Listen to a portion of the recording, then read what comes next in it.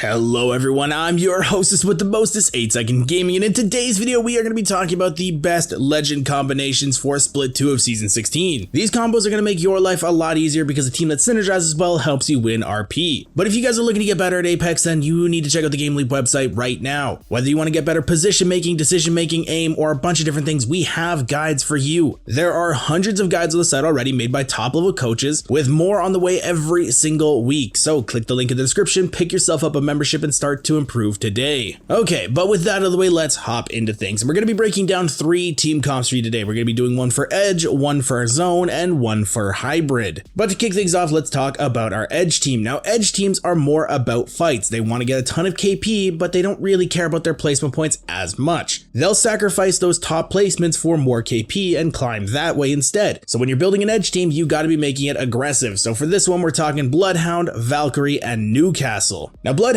is the staple information gatherer when it comes to fighting. Their scans still give a bunch of information, but they have the ultimate on top of that to really help them out in those battles. When Bloodhound is in their ultimate, you are the second fastest running character in the game, right behind Octane. So that means if somebody tries to run away, you're more than likely going to be able to catch up to them. But on top of that, you can use the speed to take new angles, catch people off guard, split people up. It's insane. Also, Bloodhound can get their ultimate back extremely quickly with the White Ravens that spawn around, and you can find people a lot because Bloodhound is in the recon class, so you can scan the beacons, figure out where teams are, take isolated fights that way. But if you can't find a beacon, you also have the White Ravens that are spawning to lead you to teams. And once you find those teams, you don't have to really worry about fights getting extended because you have Valkyrie. Now, Valkyrie did lose a lot of her usefulness in the meta because of the nerfs that hit her constantly, but right now for Edge teams, she's still extremely good because her ultimate does allow you to extend some fights and you won't have to worry about ring as much. A lot of times when the ring starts to move in, people will panic, they'll throw themselves out of position to try to end a fight early. That can cause you to lose that fight and your team to lose the game and you to be hard stuck. But with Valkyrie, because you can just ult and get to ring easily, then you don't have to worry about throwing yourself out of position. The other team will panic, you can use that to your advantage, make them throw themselves out of position, and you'll win the fight that way. Valk also can be really good at taking off angles in fights and getting new positions, but her main usefulness comes from her ultimate, and that's why she's on this team comp. And to round things out, you always want a strong support on your team, somebody to hold down that backline, and that's why I have Newcastle here. Now, Newcastle is probably the most slept on legend in the meta right now. He has the lowest pick rate, but probably the most team utility. He can revive people and drag them around so that when they get up, they're in cover, they can heal safely. He can make some cover that moves so you can push teams with his tactical, and if you get into trouble, you can ult out to your team and create cover where they are in a pinch. Everything in Newcastle's kit is just extremely busted. He's such a good legend and he's a really strong support. If you need a support, pick Newcastle. But that is our Edge team covered, so let's move into the Zone team. Now for Zone, you're not going to be getting as many kills as say an Edge team, but you'll be getting a lot more consistent placement points. Some people do find this playstyle a little bit boring, but for the people that like Zone, you will have a very consistent climb. So you want to make sure that you have a very strong team that can read Zone, get to it, and be safe until the end game. So for this team, we're going to be picking up Crypto, Wraith, and Caustic. Now starting things off with Crypto, he is probably the strongest character in Apex right now in terms of how good his kit is. It does rely solely on the drone, but that drone does so much in fights. The EMP is extremely strong and the drone can gather so much information for Crypto. Now I'm gonna admit his passive is not as good as it used to be when you were scanning the beacons for ring knowledge. Right now you can scan them to see where people are, but because you can only hit a recon beacon once per game, Crypto does lose a little bit of usefulness. Now you can hit the recon beacons to get a safer rotation, figure out where teams are, but once you really get into Zone, they kind of lose their usefulness. But Crypto being able to fly his drone around, scan where people are, figure out where teams are playing for endgame, and when you get to that endgame, EMP potentially 3 different teams and screw them all over, allowing your team to pick up a ton of easy KP should not be understated. Crypto's very strong in these Zone type of teams, and he wants to play Zone. That is his bread and butter. If you get him to endgame, he will be doing a ton of work, and to help get him to endgame, you have Wraith. Now Wraith's portal right now is extremely busted. It goes so far. It can help get your team into so many different positions, especially in Zone. If you're trying to make a rotation, somebody starts shooting at you, Crypto isn't able to get out of there safely, then you can just have Wraith pop a portal, run it to frickin' Narnia, and then Crypto's out and he's not having any issues. And on top of that, once Wraith gets to endgame with her portal, she can use that to portal dance, extend fights a little bit, keep herself safe, and get you even more placement points. If Wraith is hopping back and forth between her portals, teams are not going to be focusing on her, they're going to be focusing on each other. She can come out, clean everything up, and you could potentially win a game off that. Wraith is in such a good spot right now, and she's really good for zone, but to help you guys lock down that building once Wraith gets you to there so that Crypto can play on his drone, you have Caustic. Now Caustic is probably the strongest character when it comes to holding down buildings right now. Watson is good, but Caustic still kind of edges her out just a little bit. The barrels make it virtually impossible to push a building if they do not do it properly. They really have to work with your cooldowns, and if you're able to manage your cooldowns better than they're able to dismantle them, then you're going to be stalling them out until a third party arrives, a third party will wipe them, and then they might not even push you because they realize how hard it is. And once you get to endgame with Caustic, if you couple him with a Crypto EMP, everybody will be stunned. You can throw your grenade out, get a ton of people in the gas. It's going to slow them down. The Crypto EMP is slowing them down. They're going to be ticking. You're going to be shooting them. It's a ton of damage, a really good wombo combo, and this allows you to clean up so much KP. This team's whole shtick is getting to zone and holding it down, and once you actually really synergize all these people extremely well together, then you'll see that you are able to climb extremely easily and win a lot of games. But that's our zone team done, so let's move into hybrid. Now for hybrid, this is for the people that not necessarily don't know what they want to do, but they just more go with the flow. If they end up on the edge of ring, they're happy to play edge and take some fights, but if they somehow manage to be in the middle of zone, then they will just play zone. They're happy to do whatever. And for this team, there are some options, but the team comp that I'm going to recommend for you guys is Catalyst, Ashe, and Loba. And we will talk about an option to swap Loba out at the end here, but just quickly, let's talk about Catalyst. Now Catalyst is seeing a ton of new play in the meta recently. TSM started to pick her up, people started to realize how good she is, and now a lot of people are using her. And Catalyst is really good at playing edge if she needs to. She can use her wall to cut off line of sight, she can use her spikes to funnel people even more, she can block off doors to make it a little bit easier for her and her team to heal, and if you guys happen to be in zone, she can do that too. She can block off the walls, she can block off choke points with her spikes, and when it comes to endgame, you can throw your wall down, force the other teams to fight because they can't see you, and then you're able to just clean up the points for the win. She's a really strong legend, that's why I have her in a team comp, but she does lack some mobility, so you do want that on your team, and that's why I have Ashe here. Now Ashe's portal is not nearly as strong as Wraith's, but it is still pretty good. It's instant, which is nice. It can go a lot higher, so you can take high ground a lot easier. It does have its own strengths, but Ashe is also really good at tracking teams down with both parts of her passive. She can see where fights are going down, and then she can mark the death boxes, and then once you find those people, you can lock one person down, single them out with your tether, and then get that from a 3v3 to a 3v2, and then you can wipe the fight up. Ashe isn't broken or anything, she's just a really solid legend, and she kind of shakes things up a little bit because not a lot of people actually know how to play against an Ashe, and she is a very solid addition to this team comp. But rounding it out, we have Loba. Now Loba is probably one of the strongest legends in the meta right now. She's in such a good position. She can take split angles in fights because if a team starts to push her, she can just bracelet back to her team. She's able to get meds or ammo mid-fight, and if you guys are playing zone, you can just sit in a building, waste all your ammo, pick more up with the Loba ult, and then continue to poke teams. And another good thing about Loba is she is a support character, so if your team happens to die, you can craft banners, get them back in the game, and then loot them up with your black market. Loba is a very strong character that can do zone extremely well, but if you guys are looking to be a little bit more aggressive and try to favor edge, then you might want to swap Loba out for Seer. Having scans on this team comp is very strong because Catalyst does synergize extremely well with Seer. But because you're not being as aggressive, you don't really want to have Bloodhound here because Bloodhound also does not synergize well with Catalyst. Seer ultimate goes around Catalyst wall, so you can wombo combo them together, throw the Catalyst wall down, block line of sight for your enemies, throw the Seer ultimate down, figure out where the enemies are, and just beam them through the wall. But this is where you guys are really going to have to play around with it and see which character would fit in your team comp best. If you're playing more zone, pick up Loba. If you're playing more aggressive, pick up Seer. But let me know your favorite legend combo in the comments down below, and if you guys want to stay up to date with the latest and greatest Apex Legends tips, tricks, and news, don't forget to smash the like and subscribe button. Thank you all for watching. Once again, I'm Gaming, and I'll see you guys in the next one.